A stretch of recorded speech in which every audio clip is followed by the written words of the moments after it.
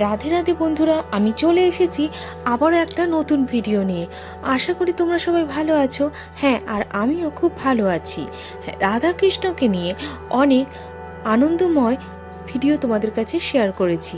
হ্যাঁ, হোলি নিয়ে এবারে শেয়ার করব তোমাদের কাছে কিছু দুঃখজনক ঘটনা রাধাকৃষ্ণকে নিয়ে।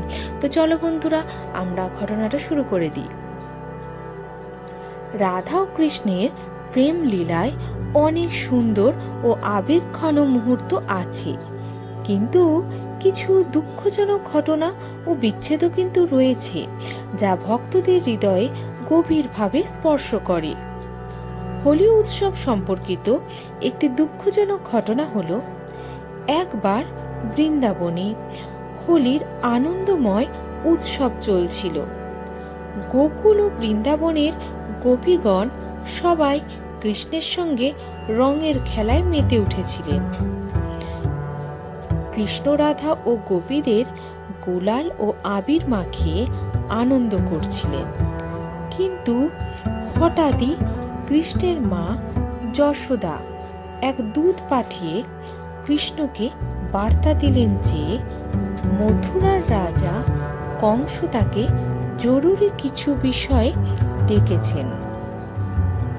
কৃষ্ণ আনন্দময় হোলি উৎসব ছেড়ে দ্রুত মথুরার পথে রওনা দিলেন। রাধা তখনও কৃষ্ণের জন্য রং নিয়ে অপেক্ষা করছিলেন, কিন্তু কৃষ্ণের চলে যাওয়ার খবর শুনে তিনি স্তব্ধ হয়ে গেলেন। তার চোখ থেকে অশ্রু গড়িয়ে পড়ল। সেই রং যা কৃষ্ণের গায়ে মাখানোর কথা ছিল, তা রাধার নিজের চোখের জলে ধুয়ে গেল।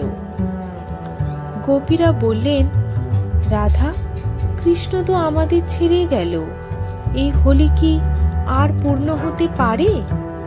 রাধা তখন ম্লান হাসি দিয়ে বললেন, হোলি তো তখনই পূর্ণ হয় যখন কৃষ্ণ থাকে। আজ হোলির রং শুকিয়ে গেছে আমাদের হৃদয়ে।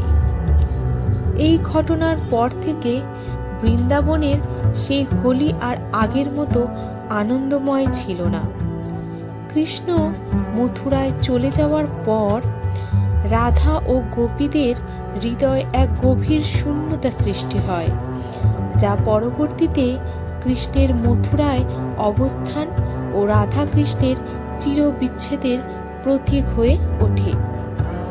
এই ঘটনাটি রাধা কৃষ্ণের প্রেমের এক করুণ অধ্যায়, যেখানে হোলির রং ও দুঃখের প্রতীক হয়ে উঠেছিল।